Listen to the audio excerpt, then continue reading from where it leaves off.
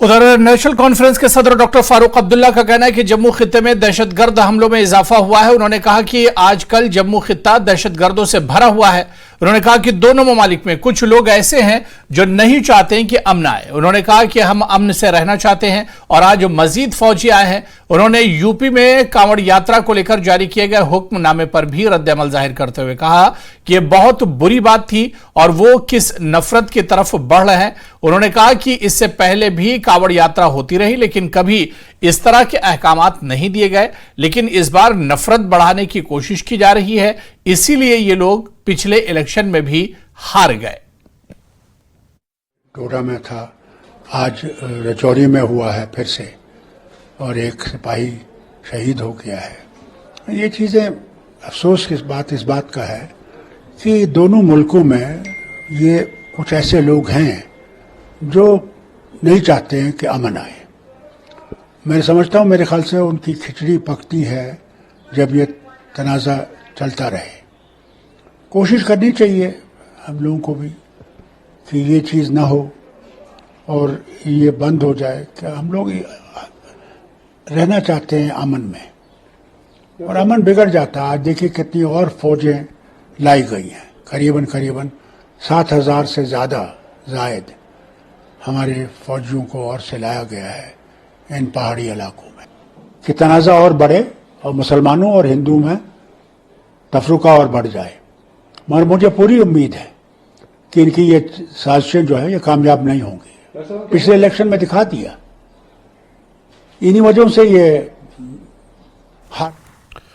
आगे बढ़ेंगे। Jammu Kashmir Peoples Democratic Party के सीनियर रहनुमा इकबाल तरंबू ने गंडोह राजौरी हमले पर कहा कि पिछले 32 महीनों में हमने 50 से ज्यादा बहादुर फौजियों को खो दिया है। खासतौर पर पीर पंचाल रेंज और जम्मू में जम्मू कश्मीर में दहशतगर्दी से निपटने के लिए पॉलिसी को बेहतर बनाने की जरूरत है। मरकज जम्मू कश्मीर के लोगों को तहफ्फुज़ फराहम करने में नाकाम रहा है। देखा कि बढ़ते हुए टेरर अटैक्स जो स्पेशली जम्मू रीजन में, आज भी एक ऐसा हादसा पेश आया है राजौरी में। किस तरीके से देख रहे हैं इस सबको आप? देखिए, अगर आपने देखा होगा कि फॉर द लास्ट 32-33 मंथ्स ये तो आप ओपन हो गया है, we have lost around 50 brave hearts of our country. तो ये सारा जो हुआ है, this is in this belt, Pir Panjal, Jammu, even Jammu is involved. तो अगर आप एनालाइज करेंगे, these attacks have become fierce, deadly. इस तरीके का अटैक हम शायद ही कभी देखते थे पहले, जैसे कि आज देखते हैं कि भाई the security forces are not after militants. In fact we have seen, आज भी there was an attack on a camp, correct, या इससे पहले there was an ambush on a convoy. So this is entirely a different state of affairs that we see. In totality जो हमें लगता है that the policy in Jammu and Kashmir vis-a-vis militancy is not working.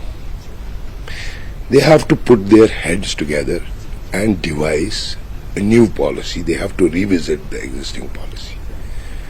They might have to, many heads might have to roll, probably because we have failed in protecting our brave hearts, and every day our soldiers and police officers are giving their lives.